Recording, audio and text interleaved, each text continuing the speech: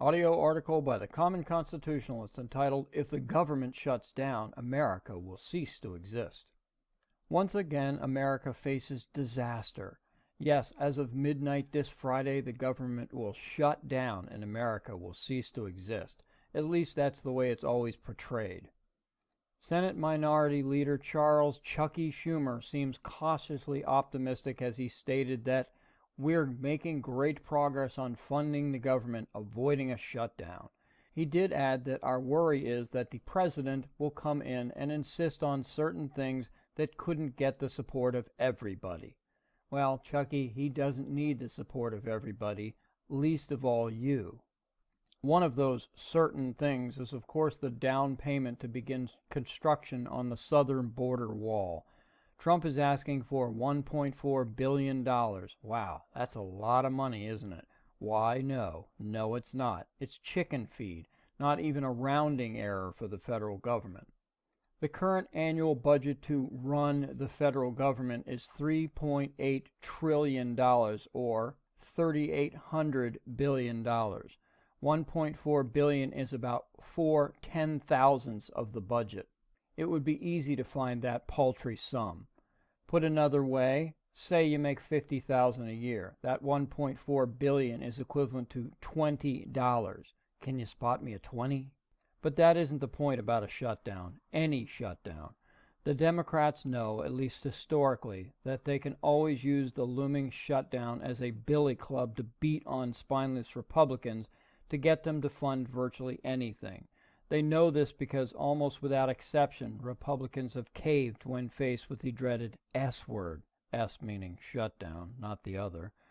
The proof is the statement from scared little girly man Mitch McConnell after the 2013 shutdown showdown, when he emphatically stated, "There will not be another government shutdown."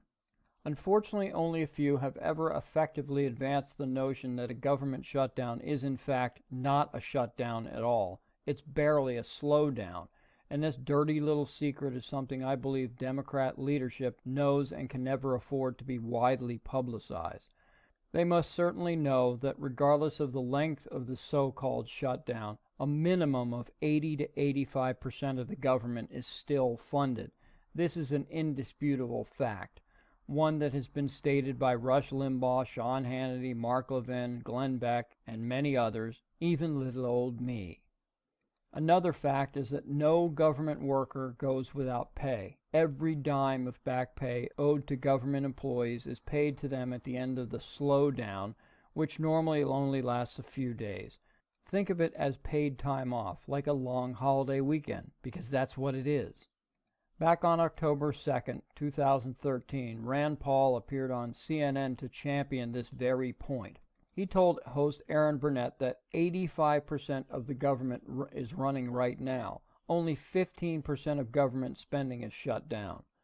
The left-leaning site, and that's being generous, PolitiFact, decided they would challenge this assertion, no doubt to prove him wrong.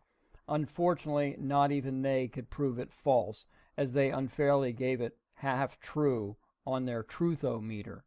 After consulting with experts and looking at records from the Congressional Budget Office, they concluded that between 79 and 85% of the government is funded during a shutdown.